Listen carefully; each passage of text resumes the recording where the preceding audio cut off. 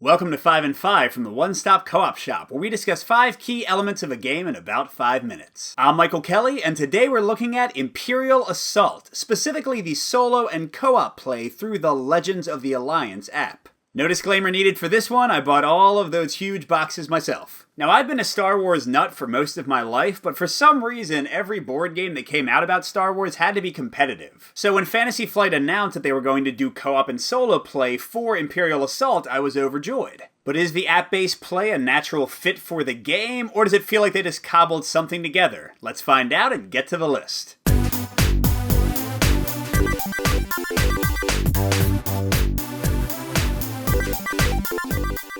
At number 5, we have something that I think is going to lean pro for most people. For me, it's definitely on that side, and that's the way you level up and improve over the course of an app-based campaign. Campaigns in Legends of the Alliance tend to be 5 scenarios long, and at the end of each one, you'll get to level up each of your characters with a new, more powerful skill. On top of that, you'll get credits to buy new gear, and the combination of those two elements really gives you the feeling that you're vastly improving your character, and you see it in the play too, especially with the skills giving you new options to play around with. That being said, some people might find leveling in Imperial Assault a bit too formulaic, especially since you only have a pair of cards to choose from at each level, and many times you're going to feel like one is obviously better than the other, which feels like it's taking away a lot of the choice for you. But we're going into a full-on con with number 4, and that's the task of organizing and setting up the game for play. Now, if you're just going to get the core game and just play the one campaign the app can handle with that core game, it's not too bad. But once you start adding in expansion after expansion, and Fantasy Flight definitely wants you to,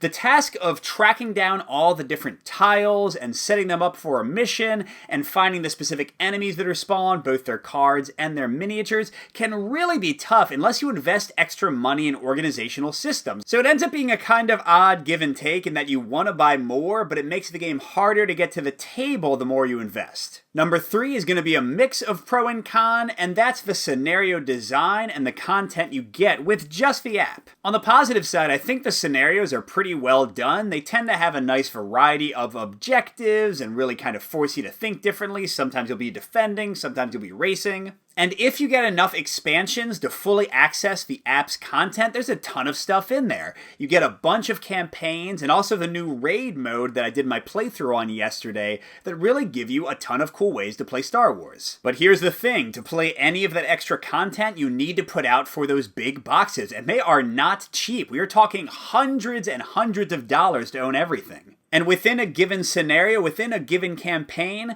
while there is some randomization of elements, you don't see the exact same thing, and while you can make some choices that might slightly change the events to transpire, overall you're going to be pretty much repeating the same thing if you play the same campaign. So if you just have the core box, you're going to see the exact same 5 missions over and over, which, if you're not going to play competitive, might not feel like enough value for you. My number 2 is also a mix. We got a pretty mixed middle of the review here, and that's focused on the enemy AI and how the app integrates with the gameplay. On the positive side, I think the app has a great interface, and specifically around the enemies, it has a nice little behavior tree of actions they'll want to take that I find very simple to get through. But as straightforward as it can be, it really models the huge diversity in enemies you can face, especially with expansions. Guys who will charge right at you, snipers who will hang way back, officers who will call in orbital strikes. It's pretty cool. But a few negatives that hold it back from being a full pro, actually resolving the enemy actions can be more fiddly than I would like. Also, something that annoys me to no end is you have unit cards for the units that came with the competitive version of the game,